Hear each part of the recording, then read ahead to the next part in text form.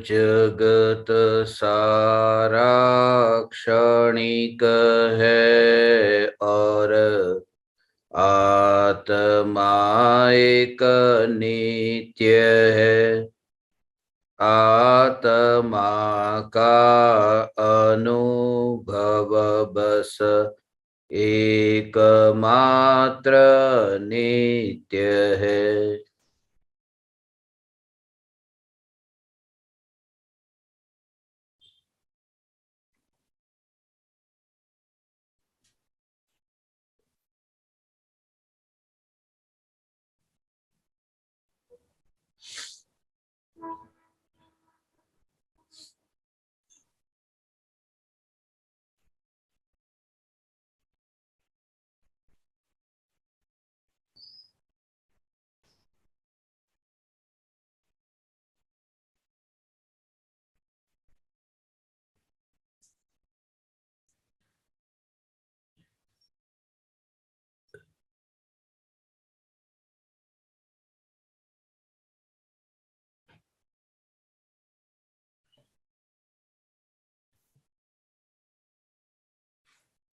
चैतन्य स्वभावी भगवान आत्मा अनादि अनंत शुद्ध चैतन्य मात्र है। ज्ञान मात्र है। मैं शुद्ध चैतन्य मात्र, ज्ञान मात्र, भगवान आत्मा हूँ। प्रति समय यह जागृति बनी रहे। इस जागृति का नाम धर्म है। देह की प्रत्येक क्रिया के काल में और विकल्पों के बहते प्रवाह के काल में ज्ञानी को प्रति समय यह जागृति रहती है कि देह और देह के संयोग सहित समस्त प्रकार के विकारी भाव आत्मा के ज्ञान रूपी दर्पण में प्रतिबिंबित होते हैं, परंतु ज्ञान दर्पण में प्रविष्ट नहीं होते हैं।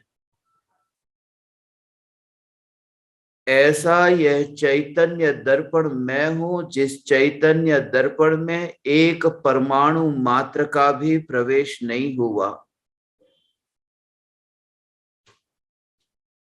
और एक भी परद्रव्य और प्रभाव का प्रवेश नहीं हुआ। जिसका प्रवेश ही न हो उसका निकास भी कैसे हो। इसलिए ज्ञानी स्वयं को सदाकाल पूर्ण अनुभव करते हैं कि मैं त्रिकाल पूर्ण चैतन्य परमात्मा हूं। इस जगत में कुछ भी मेरा नहीं है। मैं चैतन्य हूं और मेरा इस जगत में कुछ भी नहीं है। परम कृपालु देव का ये अनमोल वचन आप सभी को अच्छी तरह से पता होगा कि जो मेरा है वह जाता नहीं है और जो जाता है वह मेरा नहीं है। ये संसार के जो रिश्ते हैं, ये रिश्ते समुद्र किनारे पर बने हुए रेत के लड्डू की भांति है। ये रेत के लड्डू की भांति इसलिए है क्योंकि जैसे ही धूप आए और पानी सूख जाए और लड्डू बिखर जाए, ऐसे ही ये संसार के जो संबंध है वो स्वार्थ सूख जाने पर बिखर जाते हैं।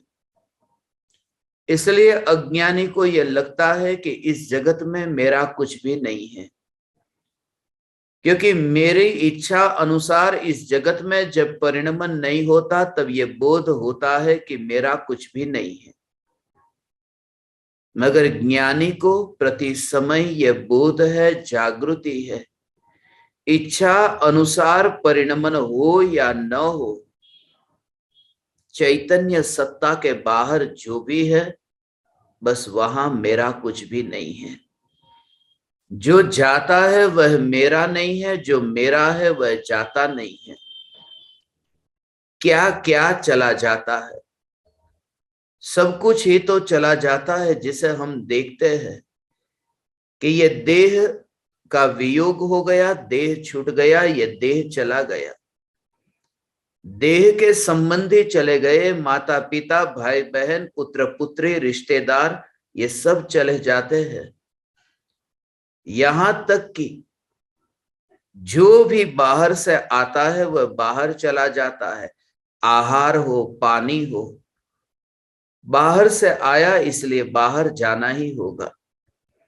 यहां तक कि जिससे हम जीते हैं, जिसे प्राण कहा, ये सांस भी मेरी नहीं है, क्योंकि जो सांस अभी मेरे भीतर गई है, थोड़ी ही देर में वह सांस बाहर निकलकर आपके शरीर में जाएगी।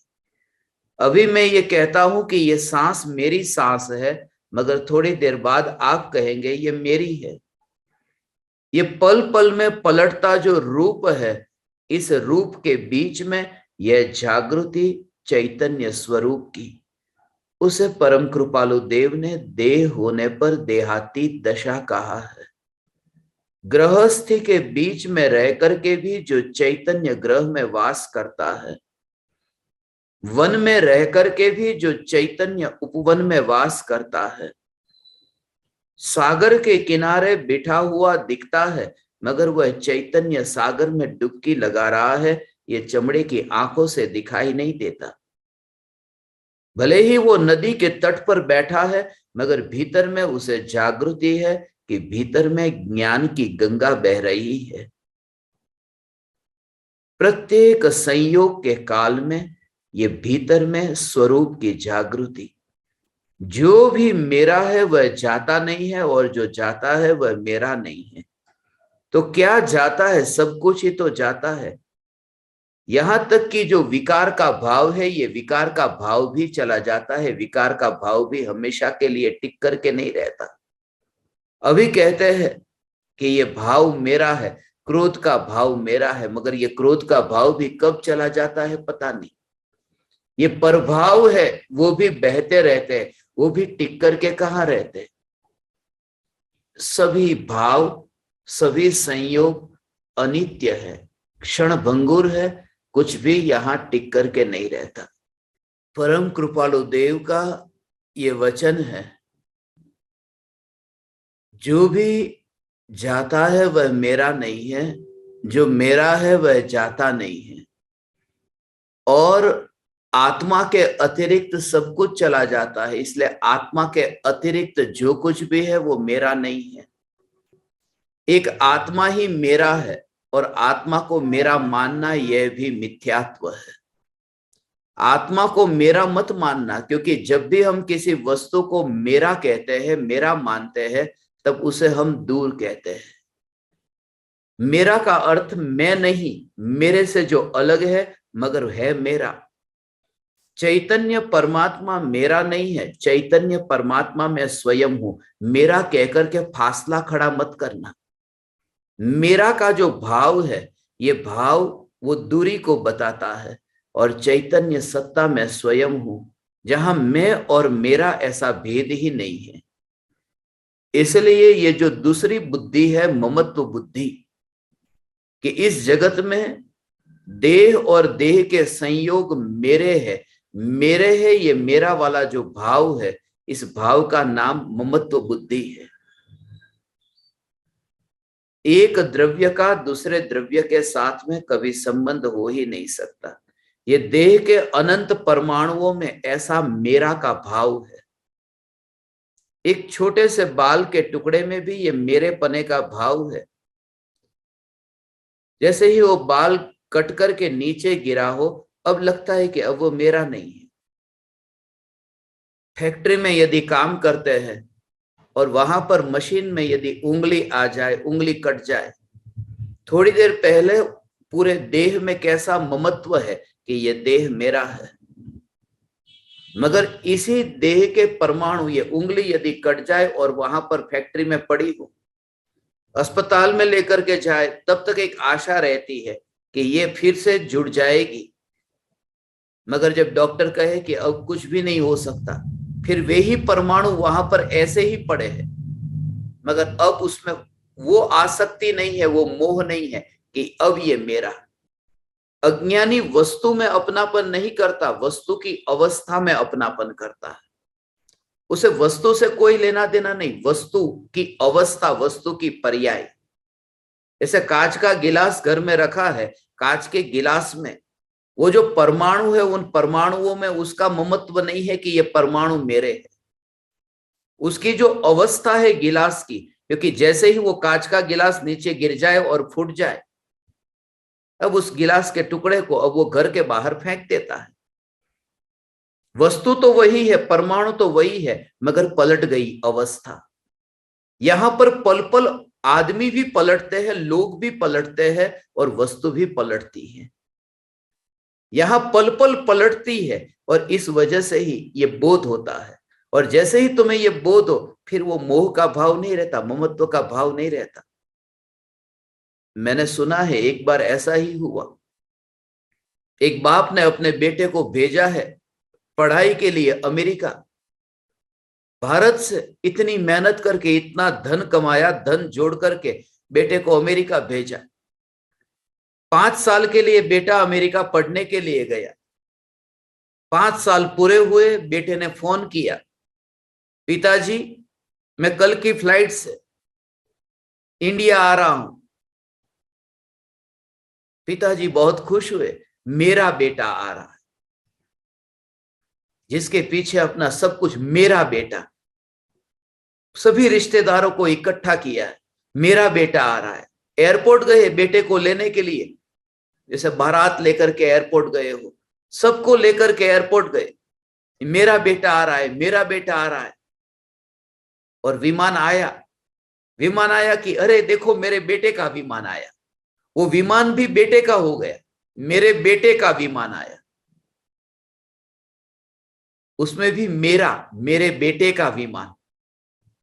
वो विमान भी बेटे का हो गया और बेटा मेरा माने विमान भी मेरा हो गया। दूर दूर से ऐसा कनेक्शन कि ये बेटा मेरा है। बेटा जैसे ही विमान में से बाहर निकला, ये बेटा मेरा बेटा आया।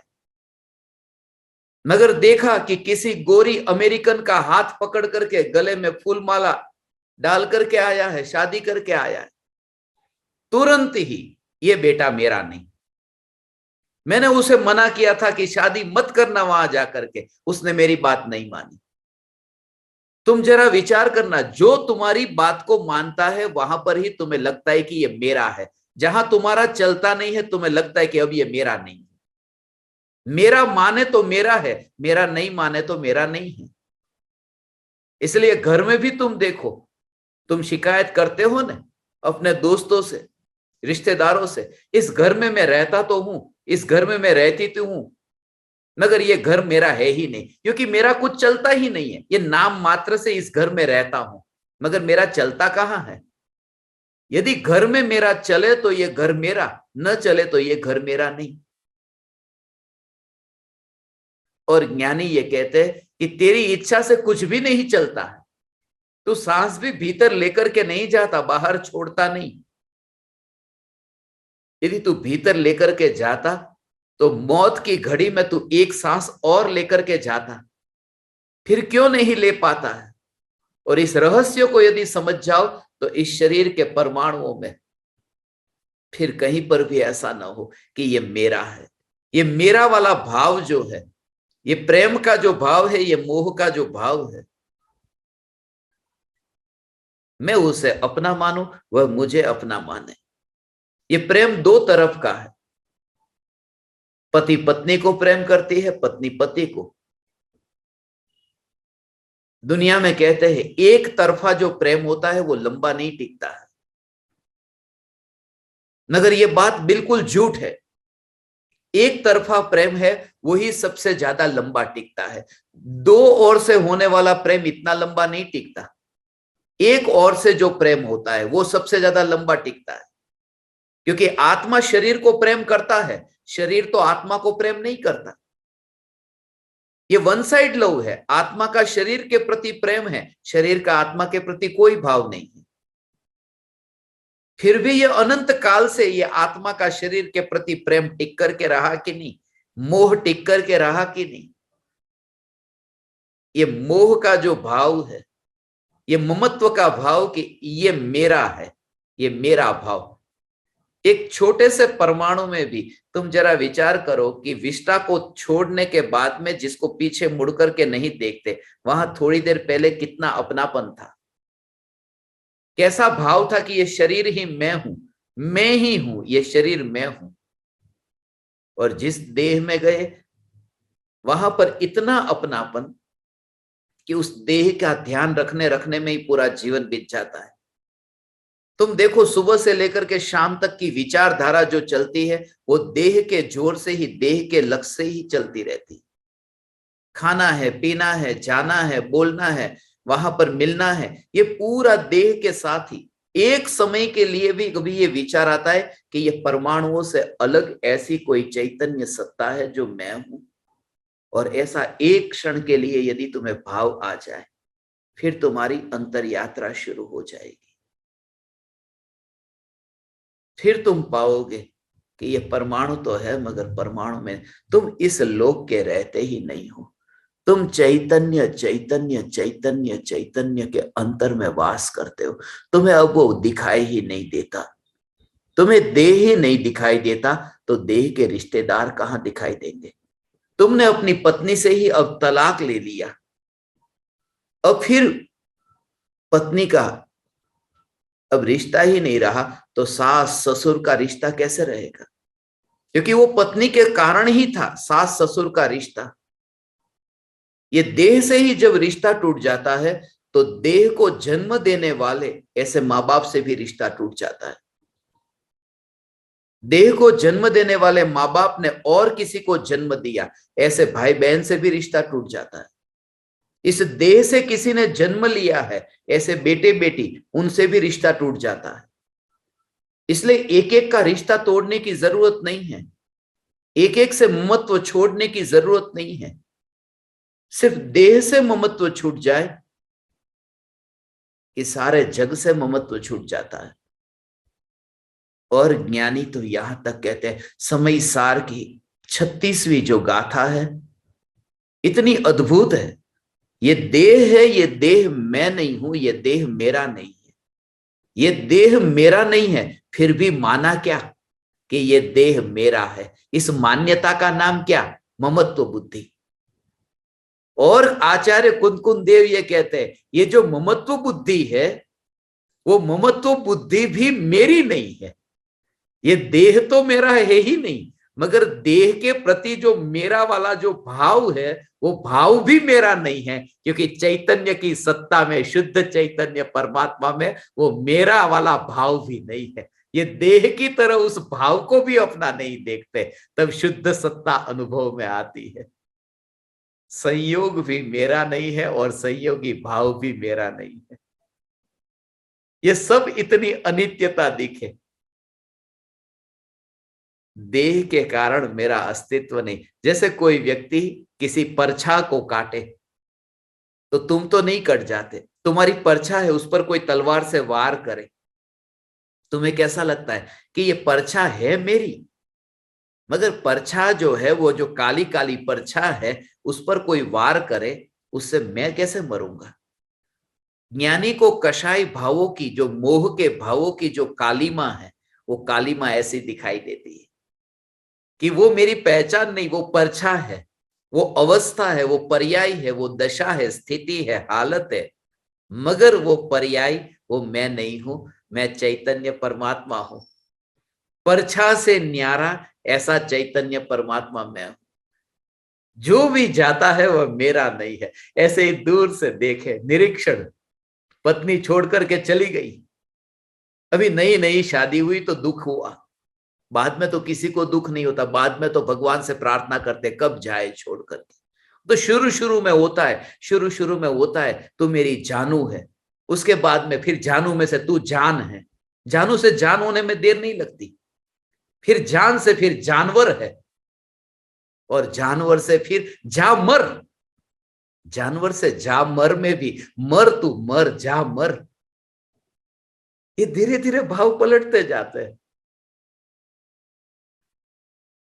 मगर जब वो दूर जाए तब भी तुम्हें ऐसा न लगे कि मेरा कुछ दूर गया, मेरा कुछ छूटा है। पहले से ही इसलिए कहता हूं, अपने साथ, स्वयं के साथ ही जीवन जीने की कला सीख लो। तुम्हें किसी भी समय, किसी भी हालत में अब दुख न होगा। दुनिया में कोई भी शक्ति तुम्हें दुखी नहीं कर पाएगी। स्वयं की सत्ता का बोध आचार्य कुंदकुंद देव ममत्व बुद्धि के लिए, मोह के लिए कहते हैं, मोह मेरा कुछ भी नहीं है, मोह मेरा कुछ भी नहीं है, मैं तो चैतन्य मात्र ज्ञायक देव हूं। ये भाव भी आया और भाव भी गया, पत्नी भी गई। एक ही है, सुख दुख में साथ देने वाला जो है वो मित्र है, वही अपना है। सुख दुख में जो साथ देने वही अपना है। उसका भाव समझते हो? बहुत सूक्ष्म भाव है इसका। दुख में भी साथ दिया, सुख में भी साथ दिया, जो सदा काल रहा वही अपना है। निगोद में मैं दुखी था और सिद्धशिला पर सुखी, तो दुख में भी जो रहा है वो चैतन्य परमात्मा। और मोक्ष में जब सुख भोगूंगा, मोक्ष में सुख भोगूंगा, तब भी जो रहेगा टिक करके ये चैतन्य परमात्मा। दुख में भी रहने वाला और सुख में भी रहने वाला, ऐसा जो नित्य परमात्मा, दोनों पर्यायों में, मलिन पर्याय में भी और शुद्ध पर्याय में भी जो टिक करके रहने वाला, ये चैतन्य परमात्मा मैं हूं। वो मेरा नहीं है। लोक में कहते हैं दुख में और सुख में साथ देने वाला अपना है। यहां तो दुख और सुख के पड़ोस में रहने वाला चैतन्य परमात्मा मैं हूं। ये चैतन्य सत्ता का बोध, इस जगत में मेरा कुछ भी नहीं है। एक देह से एकत्व छूटते ही सारे जग से ममत्व का भाव छूट जाता है। स्वयं की पहचान होते ही अब परमाणु में अपनापन नहीं रहता। दूर दूर भी जिन वस्तुओं में, तुम जरा देखो, रास्ते से यदि तुम निकले हो और कोई मकान भी तुमने अभी खरीदा नहीं है, मगर देखते ही पूरी तैयारी चलने लगती है। अभी धन भी नहीं चुकाया। ये महिला तो जो साड़ी खरीदने जाती है ना, एक एक साड़ी देखने के लिए 100 साड़ी दिखानी पड़ती है, और उसमें भी जो पसंद आ गई हो, और भी ग्राहक दुकान में हो, जो साड़ी तुम्हें पसंद आई उस साड़ी को कोई हाथ भी लगाए तो अच्छा नहीं लगता। कहते हैं ये खरीद ली है, रुपया चुकाया नहीं है अभी, मगर नहीं ये खरीद ली, उस पर हाथ लगा देते, छोड़ते ही नहीं। और दुकान पर जाकर के हमें लगता है कि अब ये साड़ी खरीद ली, अब मेरी हो गई। साड़ी को खरीदने हम नहीं जाते दुकान में। तुमने कभी विचार किया, दुकान पर जाकर के साड़ी खरीदने नहीं जाते, साड़ी का मोह खरीदने जाते हैं। साड़ी का मोह भी खरीदने नहीं जाते, अपने मोह का एक्सचेंज करने जाते हैं। एक्सचेंज ऑफर सुना है? ये मोह के भाव का एक्सचेंज। जैसे तुमने 5,000 रुपये की साड़ी खरीदी, तुम्हारे पास पर्स में 5,000 रुपये है और वहां साड़ी दुकानदार के पास में है। अब तुमने 5,000 रुपये दुकानदार को दिए और दुकानदार ने आपको साड़ी दी। अब वो जो 5,000 रुपये जो है वो दुकानदार कहां रखेगा? अपनी जेब में रखेगा। दुकानदार जो है वो तिजोरी में रखेगा। वो 5,000 रुपये का क्या करेगा? उससे कोई तुम्हें लेना देना नहीं। वो 5,000 रुपये जो थे उसका मोह अब नहीं रहा, और वही मोह डाइवर्ट होकर के साड़ी में आया है, एक्सचेंज हुआ है। रुपये का मोह अब साड़ी में हो गया है, अब खूंटी बदल गई है, कोट अपना वही का वही है, मोह का भाव वही का वही है, सिर्फ वस्तु बदल गई। जितनी भी शॉपिंग करने जाते हैं उसमें यही तो है कि अपने मोह को बदलते हैं। घर बेच देते हैं तब क्या करते हैं, घर का मोह अब नहीं रहा, अब बेच दिया। ये मोह के भाव के लिए मैं कहता हूं ना, एक आदमी का जो मकान था वो मकान जल रहा था, रो रहा है कि अरे मेरा मकान जल रहा है, मेरा मकान जल गया, जीवन भर का बचाया हुआ देखो सब कुछ जल गया। मगर पड़ोसी कहता है कि आपके बेटे ने ये मकान तो बेच दिया है, सौदा हो चुका है। कल रात को ही मैंने उससे किसी से बात करते हुए सुना था। अब वो रोना बंद हो जाता है क्योंकि अब मकान तो जल रहा है मगर मेरा नहीं जल रहा है, बेच दिया है ना। और तभी बेटा आया और बेटे ने कहा पापा क्या हुआ? बोले देख ये घर जल गया मगर पड़ोसी ने कहा कि बेच दिया तूने कल रात को। बोले पापा बिकने वाला था मगर सौदा कैंसिल हुआ। फिर रोना चालू हो जाता है कि अरे मेरा जल रहा है। आंसू घटना के कारण नहीं होते, वो मोह के कारण है। ये मोह का भाव, मेरेपने का भाव। और इस जगत में मेरा कुछ भी नहीं है, एक भी वस्तु मेरी नहीं है और मैं वस्तु का नहीं हूं। वस्तु मेरी नहीं है और मैं वस्तु का नहीं हूं। ये पत्नी है, ये पत्नी मेरी नहीं है और मैं पत्नी का नहीं हूं। गुजराती में ये कहते हैं, किसी भी वस्तु के कृपालु देव तो ये कहते हैं अमारी, अमारी टोपी, मारी नहीं अमारी। એટલે નહીં, અમારી મારી નથી એવી આ ટોપી લાવો, અમારી ટોપી લાવો, અમારો કોટ लाओ, मारो नहीं अमारो। ज्ञानी का विरोधी होता है ना अज्ञानी, ऐसे ही मारू नहीं ये अमारू।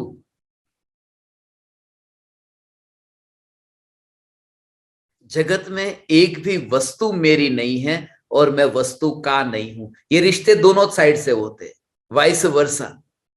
पत्नी मेरी नहीं है और मैं पत्नी का नहीं हूं। पत्नी का पति और पत्नी मेरी नहीं है, मैं पत्नी का नहीं हूं। नहीं के लिए शब्द लगता है अ माने नहीं, मेरी नहीं है और मैं उसका नहीं हूं, उसको कहते हैं अमेरिका।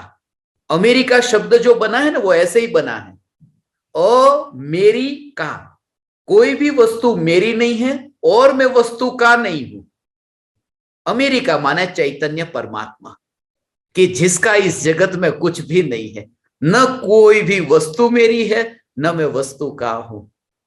और ऐसे चैतन्य परमात्मा में जब आत्मा की पर्याय जब ढलती है ना, आत्मा की पर्याय जब आत्मा में ढलती है और एक नहीं अनंत पर्याय अभेद होकर के ढलती है, उसको कहते हैं यूनाइटेड स्टेट्स। अभेद होकर के पर्याय, स्टेट्स माने अवस्था, आत्मा की अनंत अवस्थाएं जब आत्मा में ढलती है उसे निर्विकल्प अनुभूति कहते हैं। यूनाइटेड स्टेट्स ऑफ अमेरिका माने आत्मा की निर्विकल्प अनुभूति, आत्मा की निर्विकल्प अनुभूति। मैं तो अमेरिका में जहां जहां पर गया वहां पर सब जगह मुझे तो ये चैतन्य चैतन्य चैतन्य ही घटित करता था। आप लोग मेरे सामने बैठे हैं ह्यूस्टन से, मगर ऐसे बहुत से लोग हैं जिनको मिला वो मुझसे कहते हैं आप, हम भी अमेरिका में इतना नहीं घूमे, 25 से ज्यादा राज्यों में तो जैन सोसाइटी में अपने प्रवचन हुए और इतनी जगह पर, मगर जहां जहां पर भी मैं जाता यही विचार चलता, अमेरिका कोई भी वस्तु मेरी नहीं है, मैं वस्तु का नहीं हूं। किसी भी वस्तु में अपनापन न हो जाए। कोई भी वस्तु खरीदने जाए उस समय यह जागृति, उसकी मालकियत न हो जाए। बिना मालकियत की वस्तु को खरीदना, मोह के बिना अपना व्यवहार निभाना, मालिक मत बनना। जैसे मुनीम होता है, वो दुकान पर बैठा है, सेठ के लिए काम करता है, वो वस्तु लेता है, देता है, रखता है, बस उसी तरह से अपनी ड्यूटी निभाना, एयर होस्टेस की भांति। वेलकम वेलकम, ओके ओके, अपन क्या वेलकम वेलकम करती रहती है, मगर उसके अंदर अपन को वो भाव थोड़ी है कि देखो इसने प्रेम से मुझे कितना बुलाया। वो उसकी ड्यूटी निभा रही है। ज्ञानी सब समझते हैं, इसलिए अलिप्त होकर के वे जानते कि गृहस्थ दशा में रह करके तुम्हें किसी भी पराई वस्तु को खरीदना पड़े, अपने घर में लाना पड़े, मगर मोह के भाव के बिना वस्तु को लाना, मेरी मान करके नहीं, फिर वो चेतन हो या जड़ हो, मोह का भाव उसमें न जुड़े। जब भी मैं अमेरिका में बेस्ट बाय में गया हूं ना, बेस्ट बाय का अर्थ मुझे यही विचारता है। बेस्ट बाय माने क्या? बेस्ट बाय माने अच्छी वस्तु खरीदना है, उसका नाम बेस्ट बाय नहीं। कुछ भी वस्तु खरीदो उसमें मोह के भाव के बिना खरीदना, उसका नाम बेस्ट बाय है। और एकमात्र चैतन्य परमात्मा, ये चैतन्य परमात्मा मैं हूं, ऐसी परिणति की कमाई हो। तुम कहीं पर भी जाओ, तुम बाहर घूमो, अपना व्यवहार निभाओ, इस देह को ही तुम देखो। मैं जब वॉलमार्ट में जाता हूं तो वॉलमार्ट में ये विचार करता हूं, वॉलमार्ट में सब खाने की वस्तु मिलती है अमेरिका में, मुझे यही विचार आता है वॉलमार्ट में हूं, हाँ, मगर वॉलमार्ट मेरा नहीं है। ये वॉल माने कौन सी वॉल? ऐश वॉल, ये राख की दीवार। वो वॉलमार्ट में ऐश वॉल की जागृति कि ऐश वॉल से न्यारा चैतन्य परमात्मा ये मैं हूं। इंडियन स्टोर में भी मैं जाता हूं तो भी विचार आता है इंडिया, इंडिया का मतलब होता है क्या? ये देह के अंदर दिया जल रहा है, इन दिया, इन माने अंदर, दिया माने चैतन्य दिया, देह में ही ये दिया जल रहा है, चैतन्य की ज्योति जल रही है। और वो कौन कर रहा है? कुछ नहीं, ऑलरेडी स्टोर है, पहले से ही स्टोर है। इंडियन स्टोर, इंडियन स्टोर में जाता हूं तो मुझे ये चैतन्य ही जो अनादि अनंत, ये चैतन्य परमात्मा अपने में स्थित है, और देह मैं नहीं हूं। ये मिला है देह। परम कृपालु देव कहते ये देह मेरा नहीं है, मगर गुणगान भी गाए, महापुण्य के उदय से ये देह मिला, बहु पुण्य केरा पुंज थी, मगर मेरा नहीं है। मिला तो है मगर मेरा नहीं है। पुण्य के उदय से अनुकूलता मिलती है, पाप के उदय से प्रतिकूलता मिलती है, मगर चैतन्य परमात्मा उसका मालिक नहीं होता है। ये जागृति, ये देह को एक वस्त्र के रूप में देखना कि ये देह, मनुष्य का देह एक वस्त्र है, मगर वस्त्र में नहीं हूं। वस्त्र सफेद है तो व्यक्ति सफेद नहीं होता, वस्त्र काला है तो व्यक्ति काला नहीं होता, दोनों अलग अलग है। इसलिए देह को वस्त्र के रूप में देखना और ये जानना कि महापुण्य के उदय से मिला है, मगर फिर भी चैतन्य स्वरूप में नहीं मिला है, सिर्फ संयोग के रूप में है। ये मुफ्त में मत समझना, जैसे तुम रोज में जाते हो और ड्रेस फॉर लेस, सस्ते में ड्रेस खरीदते हो, ये देह इतना सस्ते में नहीं मिला है, ये महापुण्य के उदय से ये मनुष्य का देह मिला है। इसीलिए कैसे भी करके बाय एनी कॉस्ट, कॉस्को में जाओ ना तो बाय एनी कॉस्ट चैतन्य परमात्मा को पाए बिना इस देह को छोड़ूंगा नहीं। एकमात्र चैतन्य चैतन्य चैतन्य परमात्मा को ही पाना है। मगर कैसा है चैतन्य परमात्मा जिसका मुझे पता ही नहीं? अनुमान तो करो, भाव तो भाव, विचार तो करो।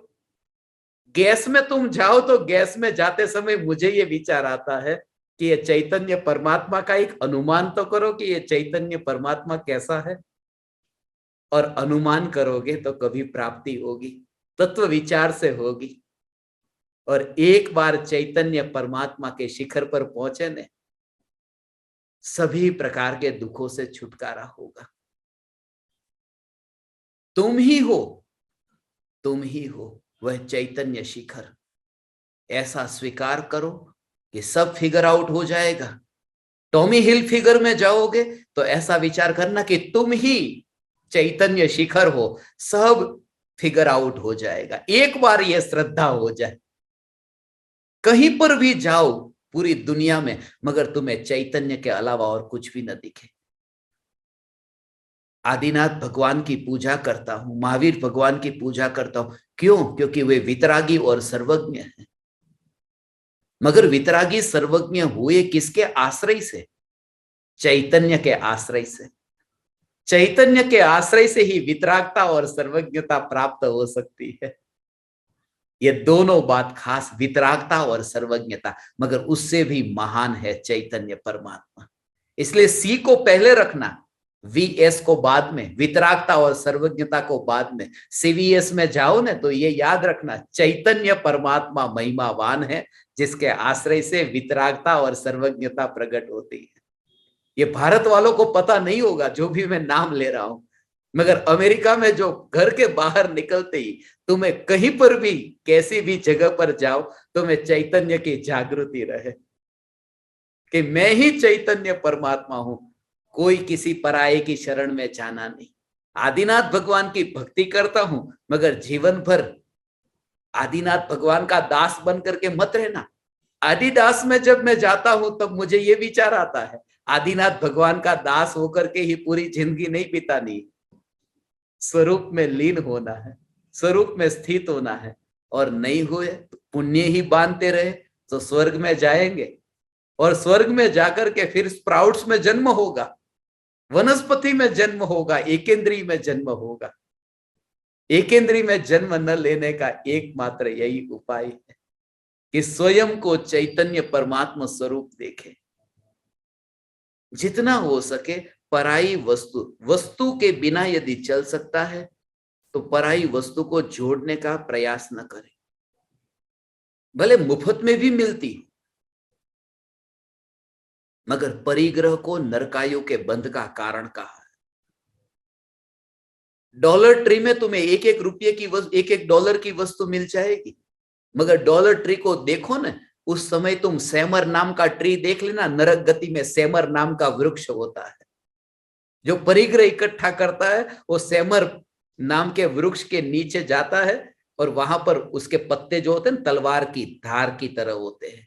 सेमर तरुदल जुत असी पत्र, असी जो देह विदारे तत्र। जैसे तलवार शरीर को चीर देती है, काट देती है, ऐसे ही सेमर नाम का पेड़ है नरक में, कि जो कोई नारकी बहुत धूप लगे पेड़ के नीचे जाता है कि थोड़ी शांति मिलेगी, मगर वो पत्ते ऊपर से नीचे गिरते हैं और उसके शरीर को काटते हैं, और ज्यादा पीड़ा पहुंचती है। डॉलर ट्री में जाओ, मगर सेमर ट्री को भूलना मत, जागृति रखना कि व्यर्थ का परिग्रह मैं बढ़ाऊंगा नहीं। हर समय ये जागृति, नरक गति का कष्ट मुझे नहीं भोगना। गरम गरम तेल में वहां फ्राइज करेंगे, फ्राइज में जाओ तो वहां नरक का गरम तेल याद करना कि किसी भी पराई वस्तु में अब मुझे अपनापन नहीं करना, अब मुझे कर्म का नया बैलेंस नहीं करना, न्यू बैलेंस मुझे जोड़ना नहीं है कर्म का। अब तो न्यू बैलेंस से छुटकारा पाना है। अब तो एक ही चैतन्य परमात्मा, आत्मा की जो पर्याय है वो आत्मा की पर्याय जो पर में जाकर के जुड़ रही है, वो पर से हट करके अपने में आ जाए। आत्मा की पर्याय को आत्मा के साथ में स्टेपल कर देना, इसी का नाम मुक्ति का मार्ग है। आत्मा की पर्याय आत्मा में स्टेपल्स करना, और हर पल मोक्ष ही मेरा टारगेट है, इस टारगेट को भूलना मत। मोक्ष ही मेरा टारगेट है, कैसी भी स्थिति में। ये तो चैतन्य परमात्मा की पुकार है, यही सत्य है, ये सत्य है, ये दिव्य ध्वनि है जो तुम्हें हर पल जागृत करती है, हर पल तुम्हें एहसास कराती है, जागो जागो। ये सत्य है, यही सत्य है, एक कनेक्शन है ये। तीर्थंकर भगवान की दिव्य ध्वनि ये सत्य है। सत्य का मतलब ही यह है। सत्य का मतलब ये मत समझना स्प्रिंट, एटीएनटी और टी मोबाइल करके मैं सत्य कह रहा हूं। ये बाहर का मोबाइल कनेक्शन नहीं, ये भीतर का कनेक्शन है। एक बार तुम्हारा भीतर का कनेक्शन जुड़ जाए, स्टेपल हो जाए, फिर तुम अमेरिका में रहो, भारत में रहो, तुम कहीं पर भी रहो, भगवान हे चैतन्य परमात्मा, फिर तुम सदा काल अपने चैतन्य महल के भीतर रहते हो, बाहर निकलते ही नहीं। सदा काल ये जागृति, संसार की क्षण भंगुरता और ये बोध हो, यहां जो दिखता है ऐसा स्वरूप है ही नहीं, ये भ्रम पैदा करने वाला है। एप्पल स्टोर में जाता हूं, देखता हूं, एक भी एप्पल दिखता नहीं है, सिर्फ भ्रम पैदा करता है। लोगों को भ्रम पैदा होगा कि अंदर कहीं एप्पल मिल जाएंगे। एप्पल स्टोर में एप्पल मिलते ही नहीं है। पहले 60 रुपए के 5 एप्पल आते थे, अब 60,000 रुपए का एक एप्पल आता है। ये भ्रम पैदा करने वाला है। ये दुनिया में जो बाहर दिखता है ऐसा भीतर है नहीं। इसलिए रहना इनके साथ में, पत्नी के साथ में, परिवार के साथ में, इनके साथ में रहना है तो रह लेना। पत्नी यदि इतना मेकअप करके तुम्हारे सामने आए और तुम्हें पूछे ना, लिपस्टिक इतनी लगा करके तुम्हारे सामने आए और तुम्हें पूछे कैसी लग रही हूं, थोड़ी कमी निकालना, उसकी भूल निकालना।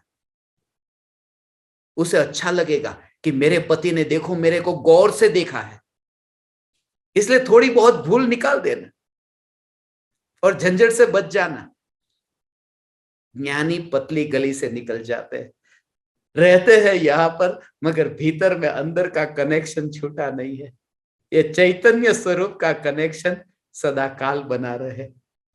ये ममत्व बुद्धि जो है, जो मैं नहीं हूं फिर भी मानना मैं, ये एकत्व बुद्धि। जो मेरा नहीं है उसमें ये मानना कि ये मेरा है, ये ममत्व बुद्धि है। एकत्व बुद्धि से ममत्व बुद्धि पैदा होती है। और दूर दूर के इतनी वस्तुओं में अचानक ही ऐसा भाव, यहां पर वो वस्तु पड़ी भी ना हो मगर मेरा वाला भाव यहां है। भले तुम अमेरिका में हो मगर भारत का जो मकान है उस मकान में मैं का, मेरे वाला जो भाव है वो भाव वहां पर भी है। नींद में भी है, नींद में भी ये भाव है कि मेरे इतने भाई है, इतनी बहन है, इतने रुपये मेरे है, इतनी संपत्ति मेरी। ये नींद में भी ये भाव है। नींद में ये भाव नहीं होता तो उस समय तुम्हारा मोक्ष हो जाता। नींद में वो मोह का भाव नहीं होता तो आत्मज्ञानी होकर सम्यक दृष्टि हो जाते। इसलिए देह से सोना ये मोह से मुक्त होने का उपाय नहीं है। भीतर में जागना यही मोह से मुक्त होने का उपाय है।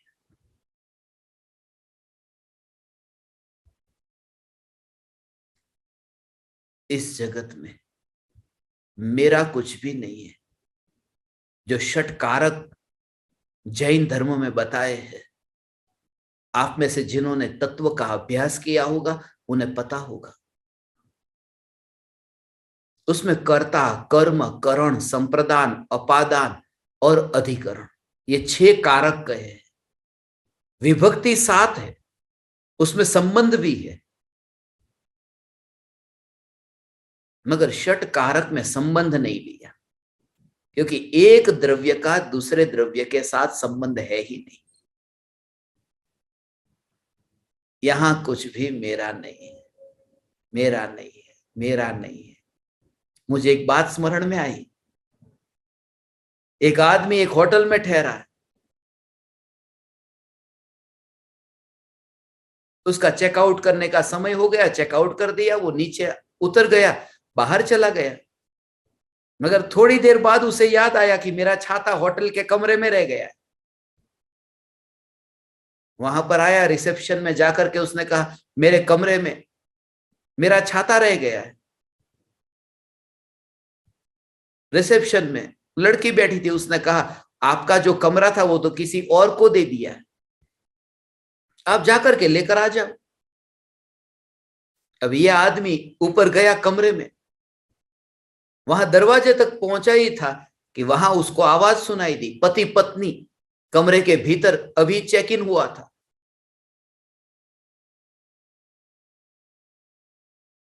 तो पति पत्नी की तारीफ कर रहा था कि अरे ये तुम्हारे इतने सुंदर सुंदर बाल। पत्नी बोली, अरे ये तो आपके ही है। अरे ये तुम्हारे सुंदर गाल, अरे ये तो आपके ही है। धीरे धीरे धीरे धीरे ये सब बातें चल रही थी। इस आदमी से बाहर रहा नहीं गया, जोर से चिल्लाया, खबरदार वो छाते का नंबर मत लेना, वो छाता मेरा है। आज से ये सब तुम्हारा, सब तुम्हारा, सब तुम्हारा, छाता तो मेरा है। वो जो भाव है ना, तुम विचार करना, एक वस्तु भी यदि तुम्हारी कहीं रहती है, तुम मंदिर के भीतर भी जाते हो ना, तो एक चप्पल तुम एक दिशा में छोड़ते हो और दूसरी चप्पल तुम दूसरी जगह, कि कहीं बाहर आओ तो चप्पल चली ना जाए। समझदार हो।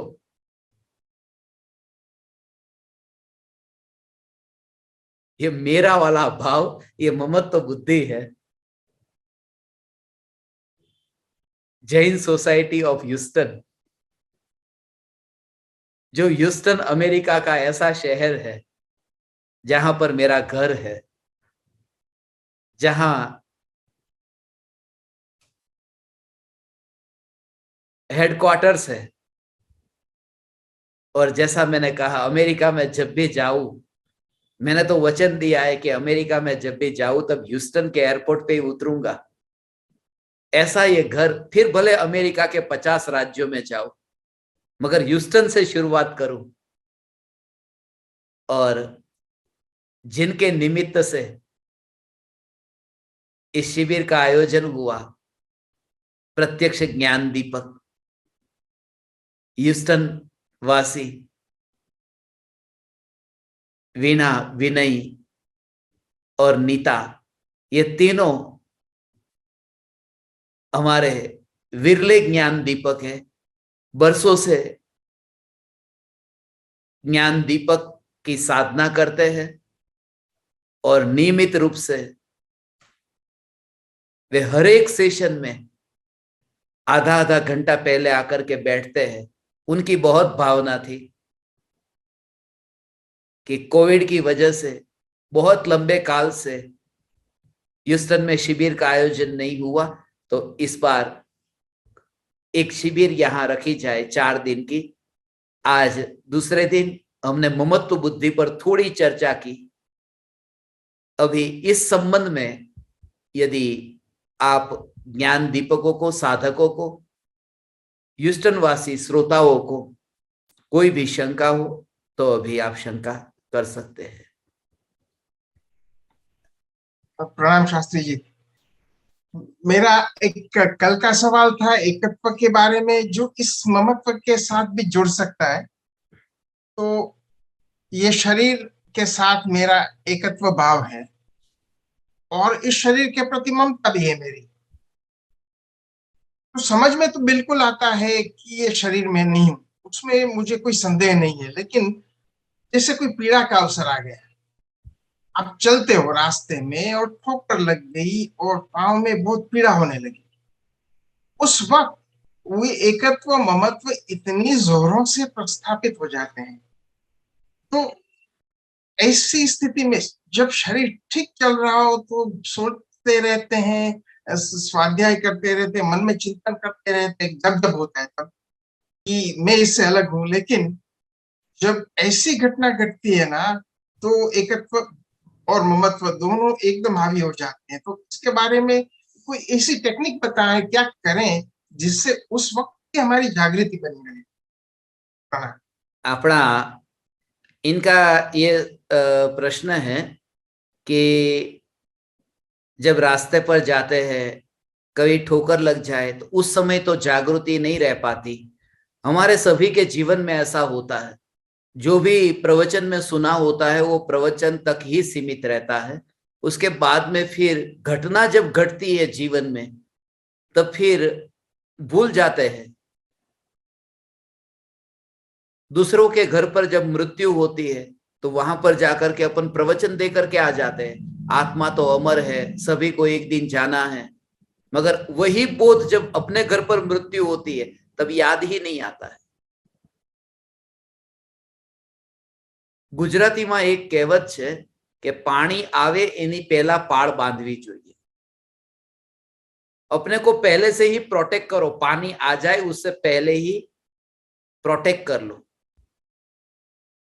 माने जब ऐसी प्रतिकूलता आती है उससे पहले ही जागृति, उस समय जागृति नई नई तैयार हो सकती. और दूसरी बात कि कैसी भी प्रतिकूलता के काल में नरक गति में नारकी को इतनी वेदना होती है कि उस वेदना के काल में पूर्व भव के संस्कार यदि नारकी को हो तो पूर्व भव के संस्कार से वहां पर उस वेदना में भी भेद ज्ञान चलता है. वेदना में भी ये भेद ज्ञान चलता है कि ये वेदना मैं नहीं हूं, वेदना मेरा स्वरूप नहीं है, मैं वेदना को भी जानने वाला हूं. जैसे शरीर में वेदना हो ना तो आग जलती है और दर्पण में रिफ्लेक्ट हो रही है मगर दर्पण नहीं जल रहा है. तो जिसके भीतर में चैतन्य तत्व की श्रद्धा, भले बुद्धि के स्तर से, भले संस्कार के रूप में, भले ही अभी अनुमान से, मगर एक बीज यदि बोया होगा तो उस समय वो भेद विज्ञान भले उसको 5 मिनट के बाद में याद आएगा, 10 मिनट के बाद पहले याद आता था, 5 मिनट के बाद आता है, अब 2 मिनट के बाद धीरे धीरे धीरे धीरे वो इंस्टेंटली उसकी जागृति बढ़ती जाएगी. और जैसे जैसे ये संयोगों में, इसलिए सबसे पहले ये कहा है ऐसे सदनिमित्तों में रहे जहां पर ऐसा रिमाइंडर मिलता रहे, ऐसी संगति में. इसलिए तो शास्त्र से ज्यादा प्रत्यक्ष गुरु के योग में रहना ये सबसे अधिक उपदेश दिया. परम कृपालु देव ने ये बोध क्यों दिया? क्योंकि जब शास्त्र पढ़ते हैं तब शास्त्र पढ़ते समय खुद मालिक हो जाते हैं. जैसे पढ़ना ऐसे पढ़ो, जैसे ग्रहण करना ऐसे ग्रहण करो. मगर जीवंत गुरु के साथ में यदि रहे और उनके योग में, उनके मार्गदर्शन में रह करके यदि साधना करे तो सही घटना के समय भेद विज्ञान किस प्रकार से किया जाए वो एक बोध मिलता है. तो आपकी जैसी शंका है ऐसी शंका और भी जीवों की हो सकती है, क्योंकि हर एक जीव बुद्धि से तो वो समझता है मगर श्रद्धा में वो मोह का भाव है. उसके लिए मैं कहता हूं कि चौकीदार को उपदेश दिया जाता है कि तू गोली मत मार, और वो चौकीदार कहता है ठीक है मैं गोली नहीं मारूंगा. और जब वहां बाहर कुछ घटना ऐसी घटती है कि महल के भीतर एक आदमी है जो मशीन गन लेकर के बाहर आता है और गोली मार देता है, फिर उस चौकीदार को कहे कि तूने गोली क्यों मारी? बोले मैंने तो गोली मारी ही नहीं है. और भीतर वाले को कहे कि तूने क्यों मारी? उसने कहा मुझे तो कोई बोध मिला ही नहीं था, मैंने तो कोई प्रवचन नहीं सुना, सुनने वाला वो था. तो प्रवचन मिलता है बुद्धि को, और विस्फोट करने वाली अंदर की मिथ्या मान्यता है. इसलिए वो मिथ्या मान्यता जो है वहां तक ये बोध ट्रांसफर होना चाहिए, वहां तक पहुंचना चाहिए. सिर्फ बुद्धि तक रहे उसको कहते बुद्धि चौकीदार है, और श्रद्धा है वो भीतर की मालिक है. वो मालिक है, वो बाहर आकर के विस्फोट करता है. इसलिए बुद्धि को बुद्धि तक सीमित न रखे, उसका तत्व विचार करके भेद ज्ञान का ऐसा अभ्यास करे तो प्रयोग करने से ये हो सकता है. अभी विनय भाई. गुरुदेव, तो मेरे शायद 2 क्वेश्चन है. एक तो पहला तो एक क्वेश्चन है कि क्या एकत्व ममत्व बुद्धि छूटने के पहले एकत्व बुद्धि छूटना जरूरी है? ये क्रम में ही मिथ्या बुद्धि छूटती है कि सभी मिथ्या बुद्धि एक साथ में धीरे धीरे छूटकर खत्म होती है?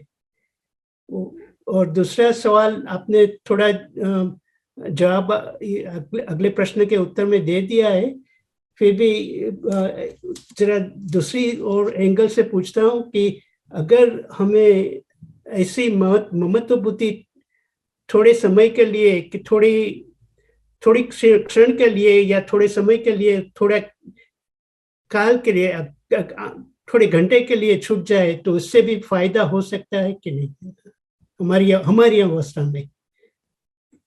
ममत्व बुद्धि थोड़ी देर के लिए छूट जाए ऐसा?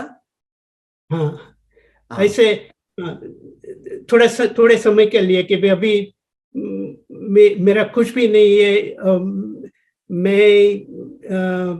मेरा मोह नहीं रहा है, फिर बाद में कोई काल में कोई इवेंट के समय आ जाएगी, लेकिन कोई इवेंट में नहीं आई और ऐसा ही ममत्व बुद्धि छूट गई कि नहीं, थोड़ी समय के लिए छूट गई, तो इससे भी फायदा हो सकता है कि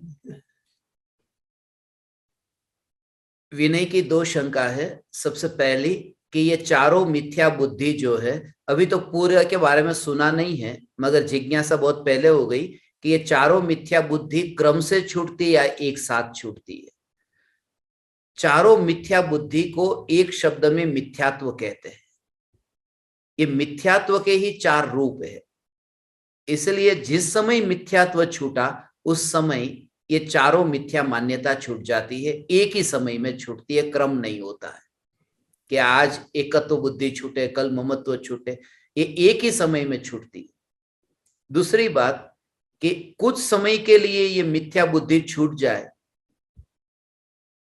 ऐसा होता है, मगर वो सम्यक दर्शन होने पर ही ये मिथ्या बुद्धि छूट सकती है। आत्मा की स्वसंवेदन प्रत्यक्ष अनुभूति के बिना, आत्मा की अनुभूति के बिना ये मिथ्या बुद्धि नहीं छूट सकती। भले इसको नाम बुद्धि दिया है, मगर इसका जो भाव है वो भाव श्रद्धा है, मिथ्या मान्यता है। और मिथ्या मान्यता के बारे में हमने सत्संग में बहुत बार चर्चा की है कि ये सब प्रकार की मिथ्या मान्यताएं एक समय में छूटती है और आत्मा की निर्विकल्प अनुभूति के काल में ही छूटती है। अभी एक और शंका है,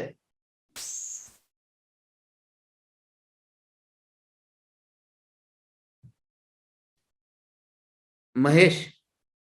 हाँ, प्रणाम गुरुदेव। प्रणाम। चैतन्य चैतन्य चैतन्य चैतन्य चैतन्य चैतन्य। તમારા શ્રીમુખેથી સાંભળ્યું છે કે મુનિવર રામસિંહ પહાડ દુહામાં કહે છે કે આ જે કાંઈ નદી સરોવર જે કાંઈ મને જણાય છે તે જ્ઞાન જ જણાય છે, અને ગુરુદેવ પણ એમ કહે છે કે આ બાળ ગોપાલ સર્વને આત્માનો અનુભવ જ થઈ રહ્યો છે। તો આપણે પણ આત્માનો અનુભવ જ થઈ રહ્યો છે, તો આપણે અનુભવ કરવાનો પ્રશ્ન ક્યાં રહ્યો? बहुत अच्छा। आज के सेशन से संबंधित नहीं है, फिर भी थोड़ा उसके साथ में लिंक जोड़ करके मैं कहता हूं कि मैं जहां जहां देखूं वहां मुझे ज्ञान जानने में आ रहा है। मुनिवर राम सिंह पाहुड़ दोहा में ये कहते हैं, और समय सार का आधार रख करके पूज्य गुरुदेव श्री कांजी स्वामी भी ये कहते हैं कि आबाल गोपाल सभी को भगवान आत्मा निरंतर अनुभव में आ रहा है। इसलिए आत्मा का अनुभव करना या नहीं करना, जब अनुभव में आ ही रहा है तो अनुभव में तो आ रहा है, मगर ये अनुभव में आ रहा है, यह आत्मा अनुभव में आ रहा है, ऐसा जब तक स्वीकार न हो तब तक आत्मा का अनुभव नहीं कहा। स्वभाव तो है व्यक्ति अपने घर में ही है, मगर मैं अपने घर में ही हूं ऐसा जब तक स्वीकार ना हो तब तक वो घर में नहीं है। जैसे अपनी मुट्ठी में ही चाबी है, अब चाबी तो मुट्ठी में है, मगर आप कहते हैं ना चाबी खो गई, चाबी कहाँ खो गई? चाबी तो है ही ना। मगर जिस समय चाबी की ओर आपका ध्यान गया तब आप लोगों को क्या कहते हैं कि मुझे चाबी मिल गई। चाबी मिल गई माने क्या? कि चाबी यहां पर ही थी, ऐसी समझ आ गई। तो अनुभव में तो आत्मा आ रहा है, ये ज्ञान ही अनुभव में आ रहा है, मगर जिस समय दृष्टि गई कि ये अनुभव में आ रहा है, ये ज्ञान ही है, ऐसा जब ध्यान गया, दृष्टि गई, तब ये कहते हैं कि इसने आत्मा का अनुभव पाया। चाबी होने पर भी दृष्टि न जाए तो चाबी खोई हुई है, और जिस समय दृष्टि जाए उस समय नई चाबी नहीं आती, पहले से ही थी, मगर कहते ऐसा है कि उसे चाबी मिल गई। ऐसे अनेक प्रकार से ज्ञानियों ने आत्मा की अनुभूति को, अनुभव स्वभाव को व्यक्त किया है। उसका विशेष यदि अभ्यास करना हो तो ज्ञान से ज्ञायक तक जो किताब मैंने लिखी थी लगभग 12-13 साल पहले, उसमें ये वर्णन किया है विस्तार से, ज्ञान और ज्ञेय का स्वरूप बताया है। इसके अलावा जो नए साधक है, नए श्रोता है, उनके लिए भी आपके पास में जो जूम की लिंक आई होगी, ये लिंक हर एक सत्संग के लिए एक ही लिंक है, नई नई लिंक नहीं होती है। इसलिए कभी आपको किसी कारणवश लिंक कोई नहीं मिले तो भी आप पुरानी लिंक पर आप क्लिक करेंगे, आपको सत्संग का समय पता हो तो आप सत्संग को ज्वाइन कर पाएंगे और सत्संग सुन पाएंगे। और भी जो श्रोता शंका करना चाहते हैं, पूछना चाहते हैं, अभी समय हमारे पास में मर्यादित है, इसलिए आपकी बाकी शंकाएं जो है वो अपन अगला सेशन भारत के समय अनुसार कल रात को 8:30 बजे होगा। कल हम 8:30 बजे मिलेंगे। आप समस्त ज्ञान दीपकों ने, साधकों ने, ह्यूस्टन वासी जिज्ञासुओं ने मुझे ये सत्संग करने का अवसर दिया। ऋण रहा आपका मुझ पर। आप समस्त परमात्माओं को मेरे हृदय के अंतःकरण से प्रणाम करता हूं। मेरे प्रणाम स्वीकार कर।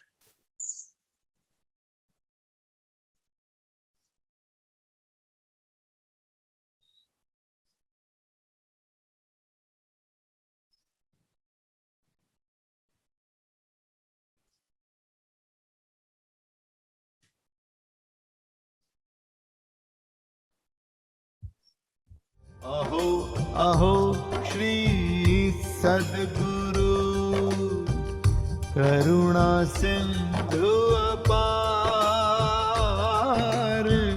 इस पामर पर प्रभु किया अहो अहो उपकार, अहो अहो